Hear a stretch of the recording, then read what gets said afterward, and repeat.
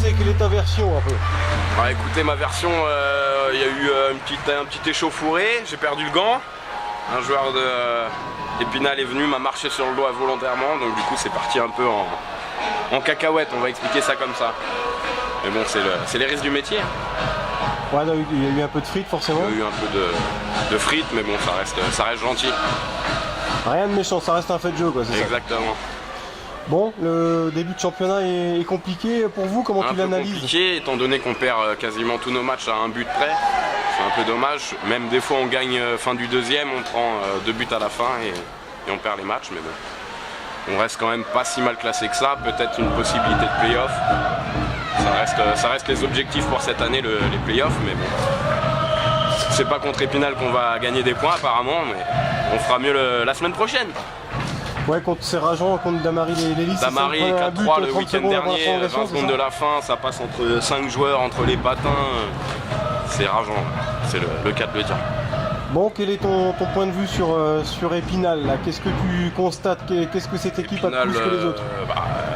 Une grosse équipe quand même, hein, faut pas se mentir. Ils sont peut-être un peu au-dessus que le niveau des trois quand même, avec les problèmes du club. J'ai cru entendre cette année qu'ils avaient été rétrogradés. Donc effectivement, ils ont une... C'est même sûr, hein, ils étaient en Magnus. Voilà. Donc quand tu passes de Magnus à la D3, ça fait un choc quand même pour le club. Donc effectivement, ils ont quand même une bonne équipe, Plush, tout ça, c'est des mecs... voilà, hein, qu'est-ce que tu observes? Quand t'es dans le hockey français, on les connaît. Ça patine, ça fait des phases de jeu, ça fait des bonnes passes dans la palette. Ça suffit à faire la différence en D3 en tout cas. Moi, ils jouaient devant 1500 spectateurs. Oh, ça on a déjà fait, mais c'est toujours agréable et on a apprécié le fait qu'ils soient venus avec les supporters à Boulogne. Et quand on vient jouer ici, on aime bien faire le spectacle. Bon, un petit peu trop apparemment, mais c'était quand même sympa et on reviendra avec plaisir. C'était dans quelle glace où vous avez joué devant 1500 spectateurs?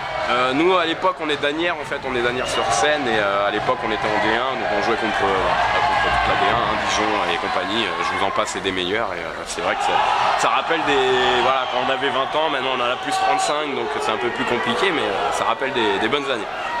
Il y a un peu de public à Boulogne alors? À Boulogne non, au max c'était le match contre Épinal, il y avait 100 supporters, c'était de chez vous. Voilà. Nous on a une dizaine de supporters quand on invite les copines et les copains, mais c'est tout. Hein.